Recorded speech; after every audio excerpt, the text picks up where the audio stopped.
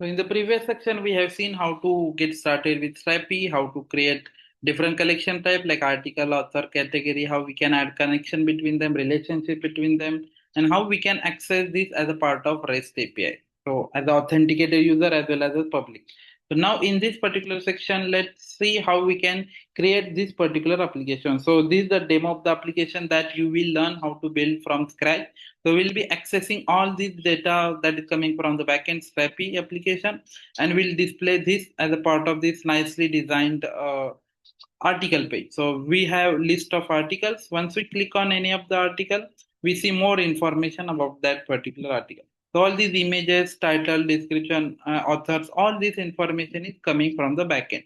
So I can update any of the information. Let's say a new bug. So I will update this and click on publish.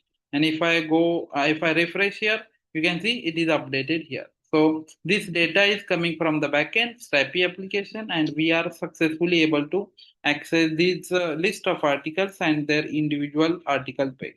So you will learn how to create this particular application from scratch and connect it with the backend Strapi application. So let's see how to build this particular application.